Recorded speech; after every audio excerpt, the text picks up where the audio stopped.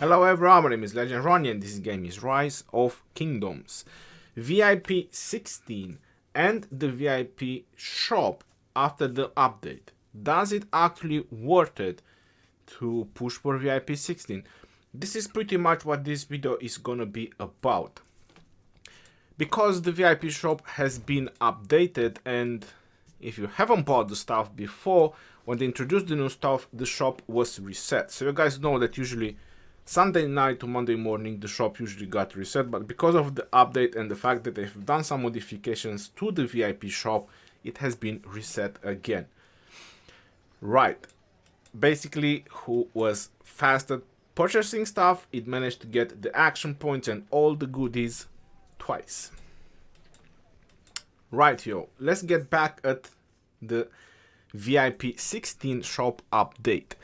So they have introduced material choice chest, and WTF to that, it's actually a purple chest, which is epic grade of material. I did not expect this, but surprisingly it's only 2 pieces available, which actually is really good. I have to say that I was a little bit shocked when I saw that news that they're actually going to introduce materials for the VIP 16, because we all know VIP 16 is not really a joke, or it's nowhere near accessible for most of the players. And when I saw materials, I actually thought that it might be a game changer, increasing the gap between the free-to-play and pay-to-win players. But there's actually 2 pieces, and if we break it down, is 8 blue materials, and if you break it down further, it's gonna be 32 green pieces of material of your choice. Well, it's nothing that crazy, but I do have to say that pushing for VIP 16, that it's a totally different thing. Right, it's 1200 gems for 2 pieces. I'm definitely gonna buy this every week. I'd rather buy this than speed ups. So my preference choice would be definitely buying the materials. The materials are rare, so wherever you can get materials from, I would highly advise you to definitely go for it.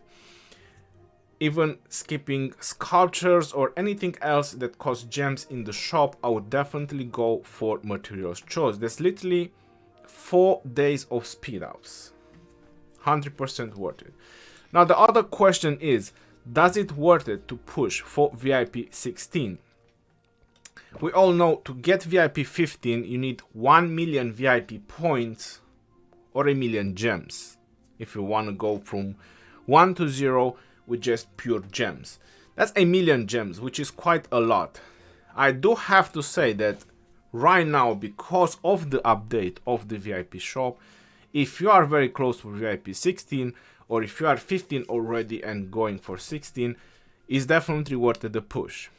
2 reasons, and a very important one. You get material choice chest daily. It's daily, that's 2 pieces daily. I get them from the day 1 because I had enough VIP points and I just got VIP 16 the moment they introduced it.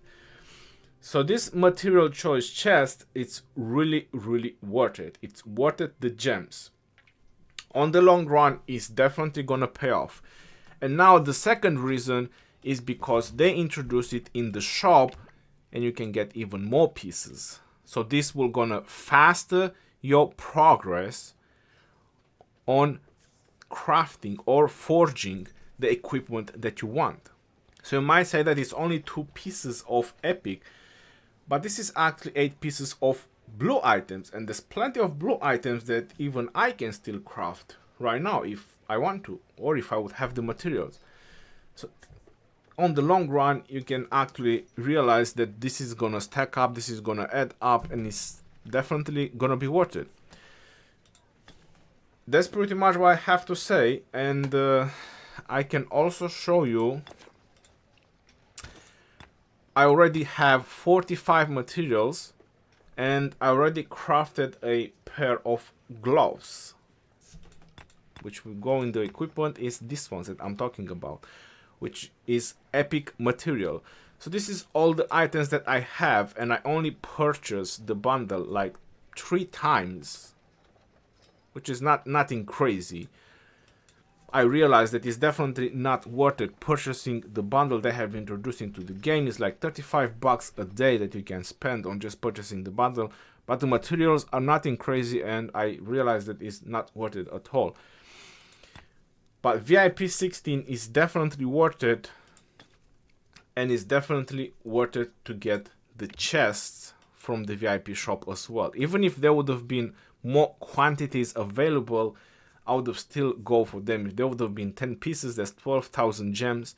I would definitely go for that as well. Having a lot of materials is never gonna hurt, because this is the new thing, equipment, and they're gonna keep introducing into the game. Few more things I can add before I'm gonna head out, so bear with me, because I was mentioning about the new update. So the new things they have introduced, this is gonna be the design for the Love and Tanks, the City Hall design they have introduced. Looks pretty nice with the turkey on top and the pumpkins, the love written sign. I'm not sure if you guys can see it. Yes, you can. It's fairly nice, but Archer's defense 5%, it's so and so. Anyway, just to have a design and you want to show off something really decorative, or with a lot of decoration, is definitely nice. There's definitely a name plague as well, Thanksgiving dinner, and I think it says here can be obtained by purchasing the Black Friday sale bundle. So you can only obtain this by purchasing the bundle. Let's see, what does it say about the design? Limited edition Thanksgiving theme, only awarded during the event. So it doesn't actually specify where exactly you can obtain it. Let's go to the portraits. Did they introduce anything here? And yes, they did. There's 2 of them, and one of them I'm really hyped about it because it looks freaking awesome. The first one is the Thanksgiving dinner, which obviously mentions Black Friday sale bundle. But the next one is Wings of Tassie. So I'm not entirely sure what do they mean by Wings of Tassie, but can be obtained by playing the Rise of Arenas and March With Me limited edition events. That's freaking insane. Rise of Arenas. Just the name of it, it actually gives you a little bit of ideas. And March With Me limited time events. I really like it. I have to say that this one, they probably overdo themselves. The way it looks is very dope. Like I said, I really like it. And I know it's a butterfly, but still, it's very well designed. Not sure if they introduced anything here. No, there's nothing else introduced. Here, another place we can go is to emojis. If we have emojis fans, they did introduce a couple of emojis, and there's quite some of them. I'm not sure who that's supposed to be, to be honest, but this one is definitely Julius Caesar, and is that Boudica? That's definitely Boudica. There's not El Cid. Is that Alexander? Hell no. And anyway, whoever that is, they introduced plenty of emojis as well. In terms of text, we need DPS. No, in terms of text, I think it's the same text. So yeah, the update has been quite great. They introduced quite a lot of stuff. Maybe I did miss some of them, but this is the usual stuff. They did change the in-game sound as well when you battle barbarians. I'm just gonna take something out so you guys can hear it. And maybe I should increase the sound a little bit.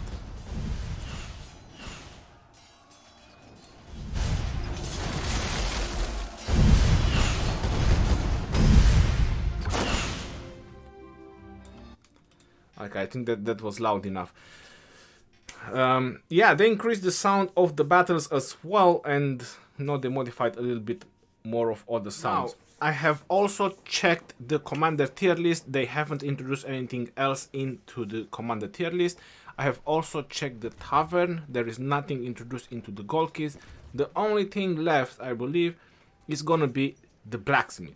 Let's go ahead into the blacksmith and let's see what they have prepared for us. And WTF to that, there is a improved fort list. They have Scepter of the Forest Guardian. Where do we get this from? Because it does cost a lot of materials. We don't know yet. They just introduced the blueprint. 10% gathering speed. Now this might actually sound a lot, but we already have a lot of gathering speed. Another 10% will not really make such a huge difference. And to craft an epic commander for gathering speed and siege units bonuses, that's highly less likely. Anyway, let's move forward. Let's see what helmet they have introduced. And Mask of the Forest Guardian. Again, siege units, attack, and gathering speed. And this is a full set. Because you're noticing the set effect, 2 pieces is troops load. That's quite significant. And at 4 pieces, extra resources from gathering. So if you actually manage to make this set, you can actually get some sweet rewards and extra resources from gathering while you're gathering at your Alliance Resource Center. But again, the epic materials to craft this is insane. These are epic quality equipment. That's a no joke. Pieces of chest. Wow. The Milky Way. Again, nowhere where to obtain this. And I think it's the first time we see iron ore, or the legendary version of them. Cav health, archer health, and commander experience gain. Not something I would really spend this much of legendary material, to be honest. And there is an epic version as well with gathering speed. There you go. Nothing green or blue for the common folks like us. And we have an epic clause. Siege units attack and defense 2%, 2%, and 6% gathering speed. Ugh. Siege units. Are they really wanna empower up siege? Is that gonna be a thing? Is that gonna be a sieging commander or something like that? I hope not. Holy moly, scrapioli. Eternal Knight. Cav defense, infantry defense, and archer defense. Now I would only craft this for defending purposes on your city, or a mix of troops garrison in a flag or something like that. Don't see any other purposes for this when you have archer's defense 3% and plenty of blueprints you can get from Samson Canyon to actually get this with the special talent. So that brings you to 4%. So you craft this with 5% for field battles is definitely not worth it. Where do we get this? Lost Canyon can be obtained from exchanging Canyon coins during the Lost Canyon event, which we already know that this event is gonna be in the Lost Kingdom. It's gonna be something similar to the event that we have right now. We have the Canyon event. How is it called? Sunset Canyon, Lost Canyon. Too many names. It's similar as the Sunset Canyon. It's just that it's gonna be Lost Canyon. It's gonna be a continent-wide event. It's gonna be the 8 kingdoms that are gonna be in that Lost Kingdom playing this particular event. So the prizes are pretty high.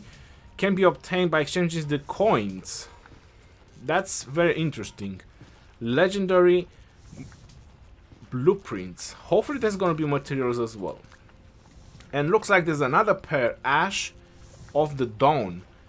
Cav health, infantry health, and commander experience. I will definitely not gonna craft this for Cavs. because we have this. I mean, come on, that's that's mind-blowing how they introduce legendary equipment that it's actually next to useless.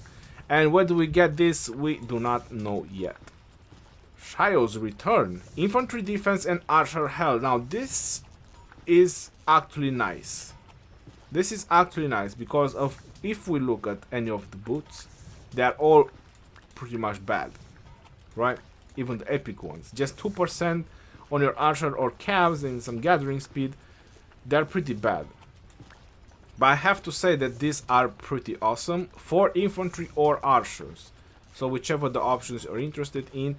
And where do we get them? From the Lost Canyon again. Now this is gonna be really, really nice. This is something that actually worth it. So you see guys, you kinda need to filter when they introduce stuff into the game and don't just, you know, go ahead and start crafting because they just introduce it.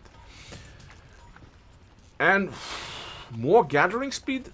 Peter Sickle, that's quite a lot of gathering speed, yo. I'm definitely, especially if you get with this special talent, another 30%, that's a lot of gathering speed. But honestly, let's just put everything out of the way. Who would spend 160 epic material to craft a gathering speed item? Who? They are out of their mind creating this item. Let's not go forward. We have Lohar's Bone Necklace with Commander Experience gain. Who would spend 70, 140 blue materials? All this damage to barbarians. They really need to overview a little bit this. That's pretty much about it. See you guys on the live stream and catch you all later. This is your opponent Ronnie signing off. Peace out, yo, and take care.